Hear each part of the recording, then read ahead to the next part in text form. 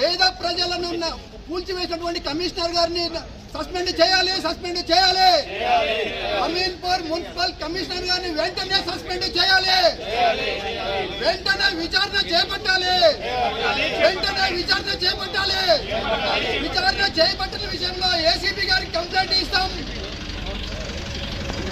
Municipality పరిధిలో చక్రపురి కాలనీలో హుడా లేఅవుట్లో ఉన్నటువంటి రిజిస్ట్రేషన్ ఫ్లాట్లో అక్రమంగా కమిషనర్ గారు కనీసం ఒక షాపు యజమానికి కూడా అక్కడ ఉన్నటువంటి సమాచారం ఇవ్వకుండా లక్షల రూపాయలు నష్టపరిచినటువంటి కమిషనర్ గారిని వెంటనే సస్పెండ్ చేయాలని తెలంగాణ జనసమితి పార్టీ విజ్ఞప్తి చేస్తూ, అదేవిధంగా అమీన్పూర్లో కొన్ని వేల ఫ్లాట్లు, కొన్ని వేల సెటర్లు ఉన్నాయని వేటిని ఏమీ వేలు పెట్టకుండా, ఈగ వాల్చకుండా కేవలం వాంటెడ్గా తెలంగాణ జనసమితి పార్టీని టార్గెట్ చేస్తున్నటువంటి కమిషనర్ గారిని వెంటనే సస్పెండ్ చేయాలి.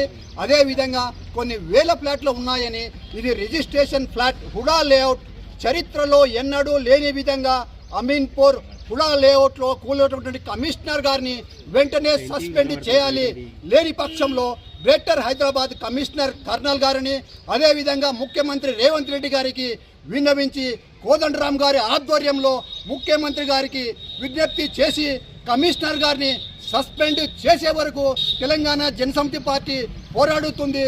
అదేవిధంగా లక్షల రూపాయలు నష్టపరిచినటువంటి కమిషనర్ గారిని వెంటనే సస్పెండ్ చేయాలి. నష్టపరిహారం కట్టించని విధంలో కోర్టుకు కూడా వెళ్ళడానికి తెలంగాణ జనసమితి పార్టీ సిద్ధంగా ఉంది. నిరుపేదలను కొన్ని వేల ఎకరాలు, సుమారు 10,000 ఎకరాలు తెలంగాణ రాష్ట్రం ఏర్పడ్డ తర్వాత పటాన్చెరు నియోజకవర్గంలో 10,000 ఎకరాలు గవర్నమెంట్ భూమి కనుమరుగు అయ్యింది. 10,000 ఎకరాలు, సుమారు లక్షల కోట్ల రూపాయలు అవినీతికి పాల్పడ్డటువంటి ఎటువంటి చర్యలు లేవు.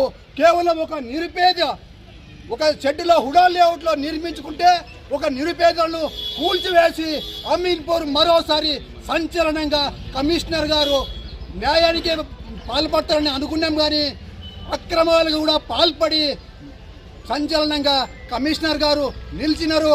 బాధ్యతనికి న్యాయం చేసే వరకు తెలంగాణ జనసమితి పార్టీ పోరాడుతుంది. గ్రేటర్ హైదరాబాద్ కమిషనర్ను కూడా కలవబోతున్నాము. ముఖ్యమంత్రి రేవంత్ రెడ్డి గారు కూడా కలవబోతున్నాము. కమిషనర్ను సస్పెండ్ చేసే వరకు తెలంగాణ జనసమితి పార్టీ నిత్యం పోరాడుతుంది. కమిషనర్ గారిని వెంటనే సస్పెండ్ చేయాలి.